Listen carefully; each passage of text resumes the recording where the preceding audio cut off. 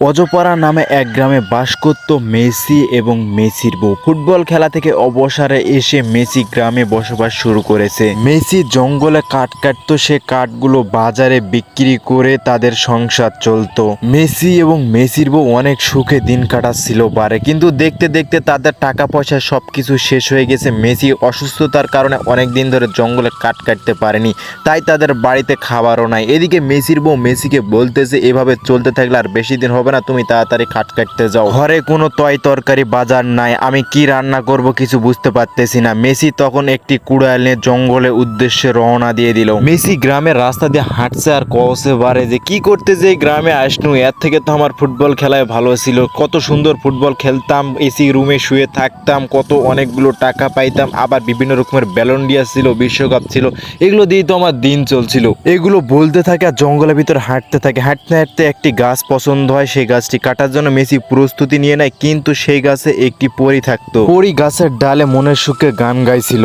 মিলন হবে কত দিনে, ও মিলন হবে কত দিনে, আমার মনের মানুষের সনে, আমার মনের মানুষের সনে। ঠিক তখনই মেসি তার সেই গাছটি কাটতে শুরু করে। এটা দেখে তো পরী অনেক রেগে যায় মেসির উপর। পরী গাছ থেকে নেমে এসে মেসিকে বলে, এ কি, আমার জঙ্গলে দেখি মেসি আসছে, মেসি আবার আমার শখের গাছটাই কাটে ফেলছে, আমি যে গাছে থাকতাম। মেসি, তুমি কাজটা ঠিক করনি আমার সঙ্গে, তুমি একজন ভালো খেলোয়াড় বলে আজকে তোমাকে আমি ছেড়ে দিচ্ছি, নাহলে তুমি আমার যে ক্ষতিটা করছো এই ক্ষতির মাসুল তুমি কখনো দিতে পারবা না। তোমার জায়গায় এতক্ষণ অন্য কেউ থাকলে তার যে আমি কত আগে ঘাড় মটকে ফেলতাম। এই জঙ্গলে এসে কেউ আমার হাত থেকে রেহাই পায়নি, কিন্তু তুমি একজন ভালো খেলোয়াড় বলে তোমাকে ছেড়ে দিচ্ছি আজকের মতো। পরীর কথা শুনে অনেক ভয় পায় মেসি এবং পরীকে বলে আর কোনোদিন সে এই জঙ্গলে আসবে না। এই বলে পরীর থেকে বিদায় নেয়। মেসি জঙ্গলের মধ্যে যে গাছটি কাটছিল সেই গাছের ডালগুলো কয়েকটি নিয়ে একটি বোঝাই করে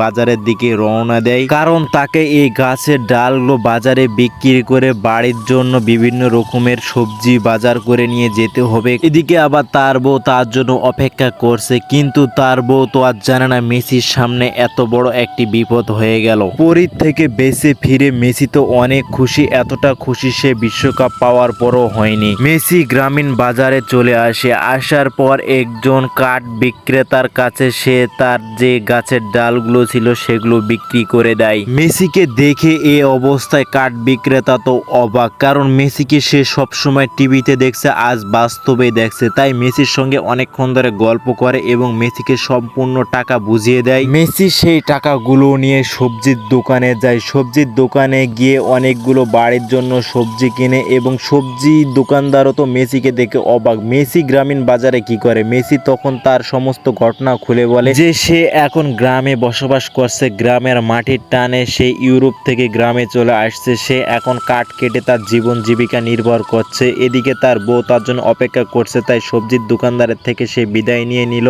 মেসি জঙ্গলে গিয়ে গাছ কেটে সেই গাছের ডালগুলো বিক্রি করতে এবং বাজার করতে প্রায় সন্ধ্যা লেগে গেছে। মেসির বউ এদিকে বাসায় অপেক্ষা করছে। মেসি তো অনেক চিন্তায় আছে যে তার বউ তাকে বাড়িতে গিয়ে কি বলবে। মেসি বাড়িতে আসা মাত্রই তো মেসির বউ অনেক রেগে যায়। তারপরে মেসি সুন্দর করে সমস্ত ঘটনা তার বউকে খুলে বলে। এগুলো শুনে তার বউ তো অনেক কষ্ট পায় এবং মেসিকে তার বউ বলে, আমার প্রাণের স্বামী, তোমার যদি কিছু হয়ে যেত তাহলে আমি কিভাবে থাকতাম বলো? আমার কি হতো? তোমাকে আর জঙ্গলে কাঠ কেটতে যাওয়া লাগবে না, দরকার পড়লে আমরা দুইজনে ভিক্ষা করে খাবো, তবু আর জঙ্গলে তুমি কাঠ কাটতে যাবা না। তুমি সারাদিন অনেক পরিশ্রম করছো, আমি সুন্দরভাবে রান্না করে তোমাকে খেতে দিচ্ছি।